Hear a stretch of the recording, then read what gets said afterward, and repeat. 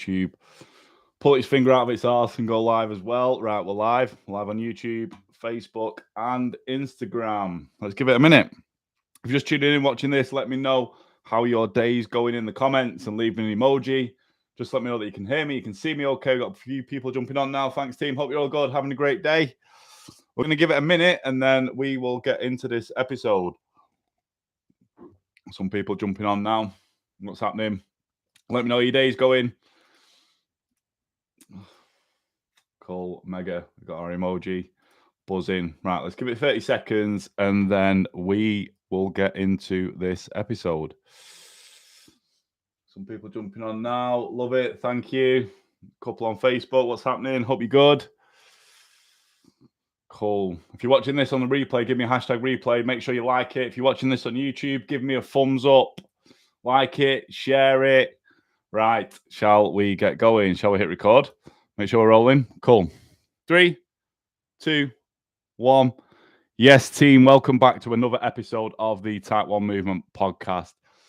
In this episode today, I'm going to be talking about 4 things I'd do if I was diagnosed all over again. But before we get into it, please leave me a rating and review on the podcast out. Right, I'm going to say this now.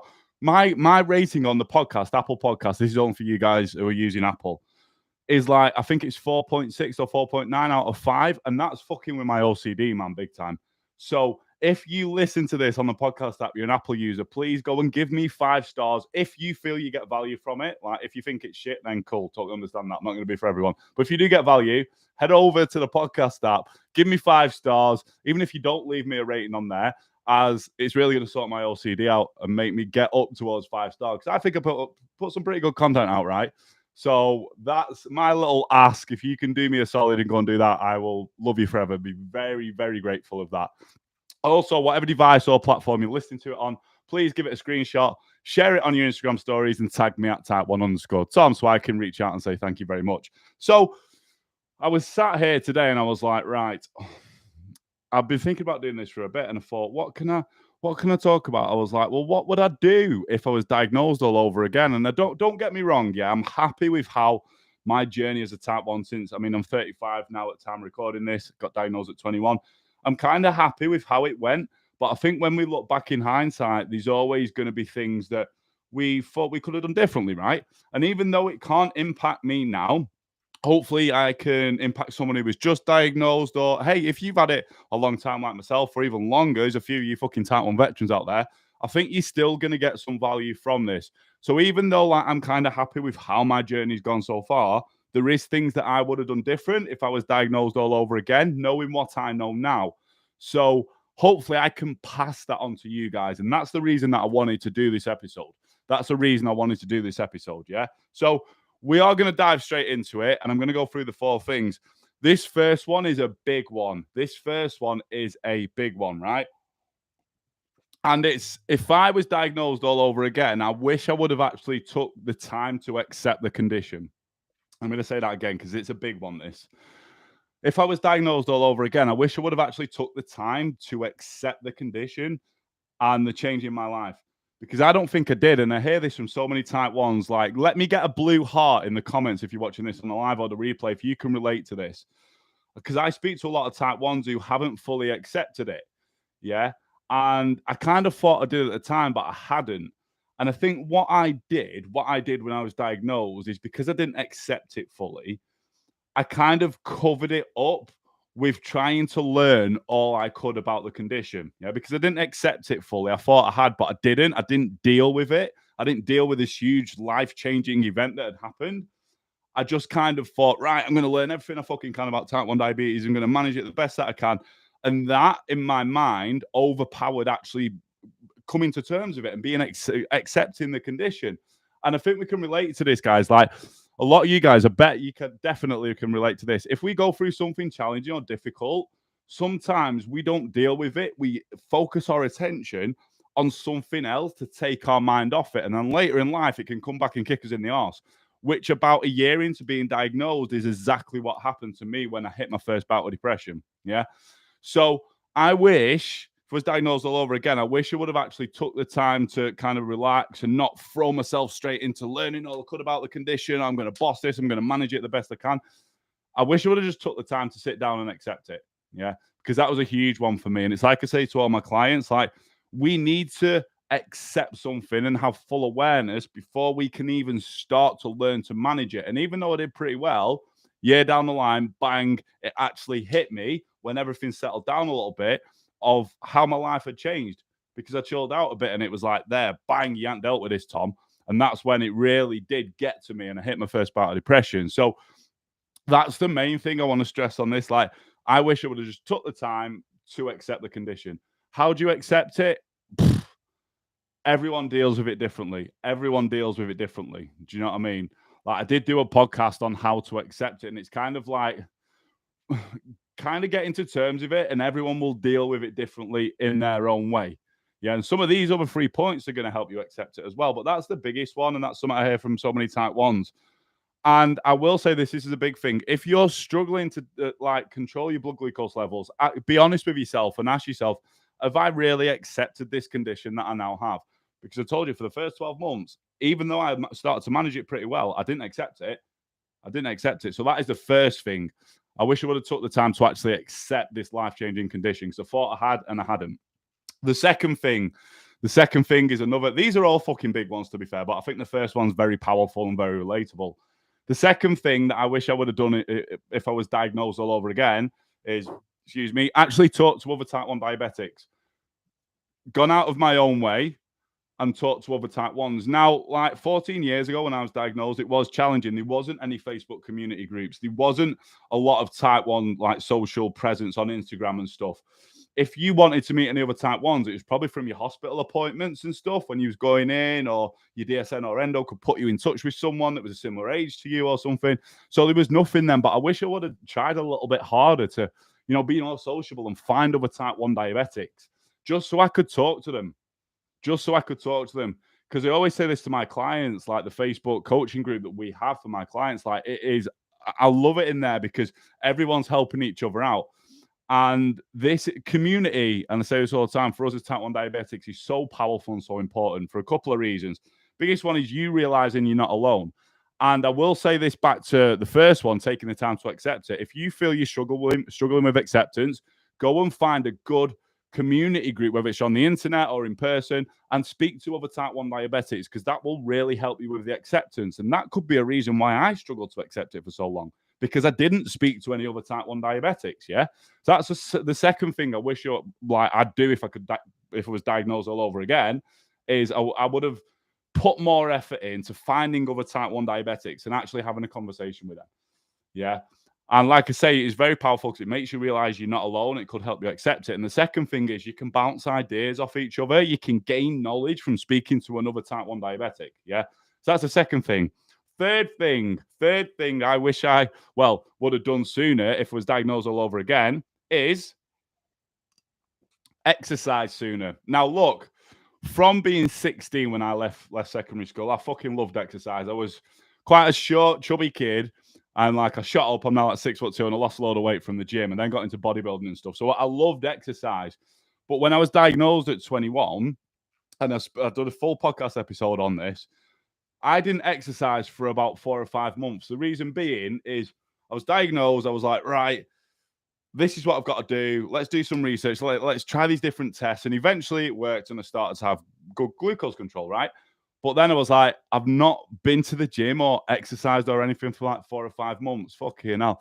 And I was toying with the idea of doing it, but not, because I'd achieved this control now that I was pretty happy with. And I thought if I go and add another variable in there or do something I'm unsure of, it might fuck everything up. So it took me like 4 or 5 months to get out of my own way. And even though like when I started doing it, it worked. I managed to figure stuff out. I wish I would have done it a bit sooner, because I just kind of prolonged waiting to get the benefits that exercise can give us as a type 1 diabetic. We all know these: increased insulin sensitivity, mental health is a big one from exercise as well, and just generally feeling better about ourselves. And then obviously looking better as well. Like, there's so many benefits from exercise as a type 1 diabetic. And I wish I would have done it sooner. It happened the way it happened, and I can't turn back time. But I'm saying this because if you are, say you're newly diagnosed, or you've been diagnosed a while, you've been toying with the idea of exercise, but you're like, oh, it's a bit challenging, I might get lows, I might get highs. My advice is just go and do it. You will figure it out. And I've got so many podcast episodes to help you as well. There was nothing. There was no podcast. There was nothing to help me out when I was first diagnosed around exercise and managing my blood glucose levels.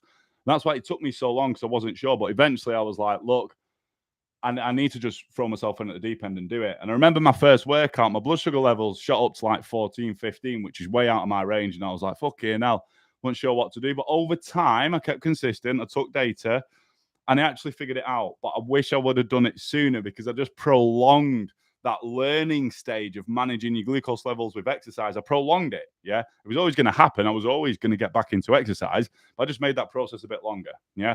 So that's the fourth thing. The third thing. I wish I would have exercised sooner. And this is kind of big one for me, this fourth one, for me to open up and admit this.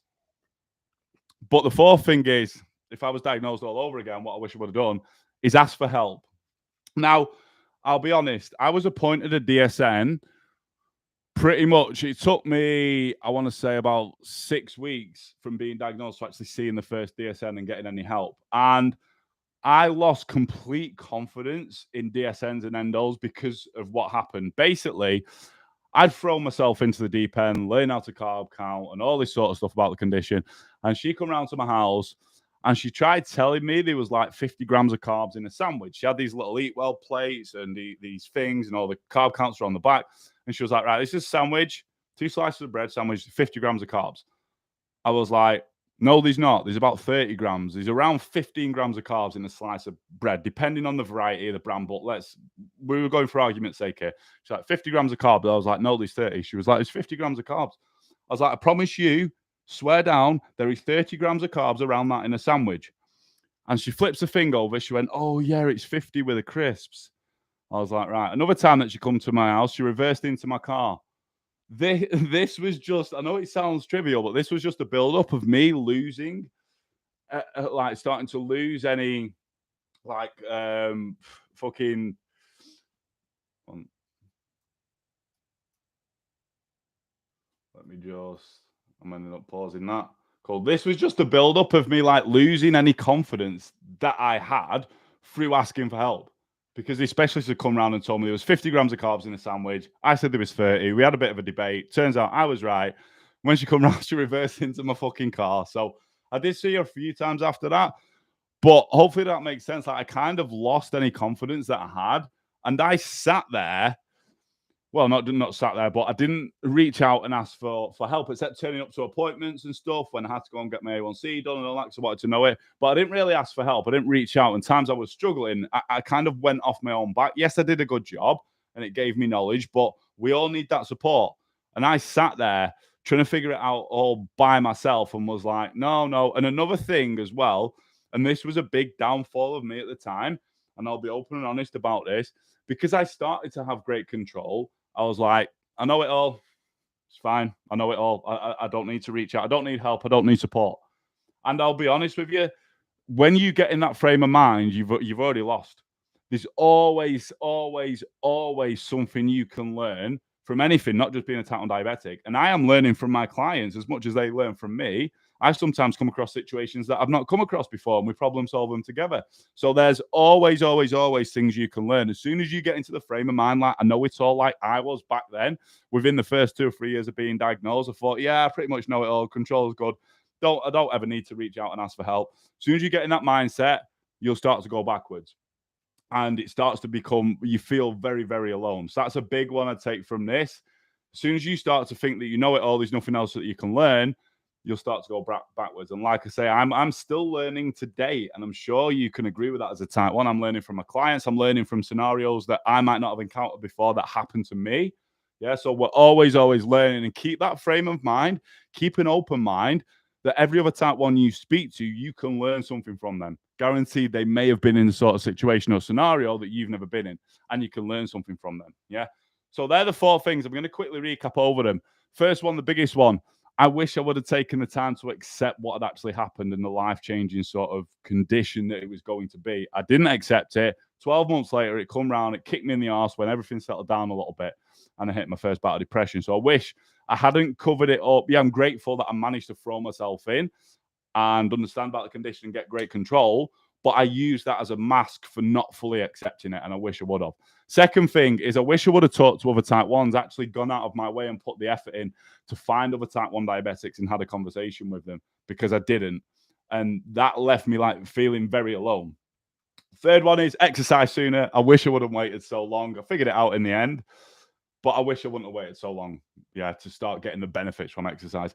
And the fourth one is I wish I would have like asked for help and not got myself in this frame of mind. Like, I know it all. I've got good control for the first like 3 or 4 years. This was, like I say, I've got good control. I don't need to speak to any nurses.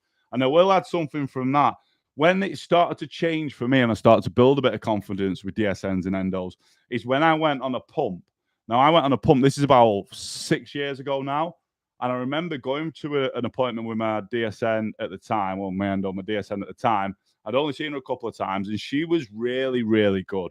Really good. And she was like, look, the area that we're in, they're not that good with pumps, giving people pumps. So I'm going to refer you to where I'm at now, which is a Sheffield, which they have their own dedicated sort of diabetes and endocrinology sort of center. They're amazing.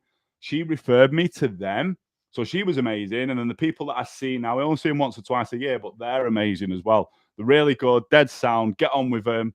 We both learn things from each other, which is great. But that's when it changed for me about 6 years ago, when I started to rebuild that confidence. And I know if there was any situation that I had, I could like message them or ring the hospital and stuff. So that I wish I wouldn't have waited on that for so long. Like, it did change when I got referred for a pump, but I wish I wouldn't have waited. So we'll recap. I wish I would have taken the time to accept it, talk to other type 1s, exercise sooner, and actually reached out and asked for help and not thought I was failing or I was too good to get help. Team, that is it.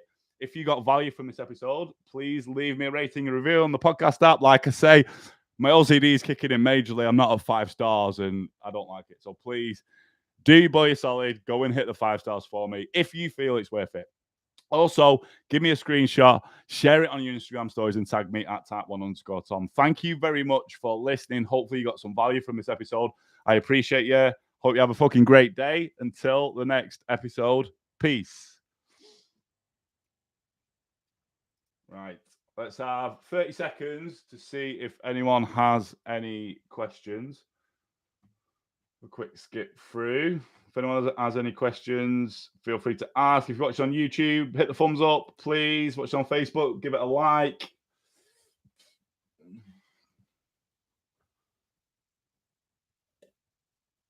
Got some emojis there. Thank you. Appreciate you guys.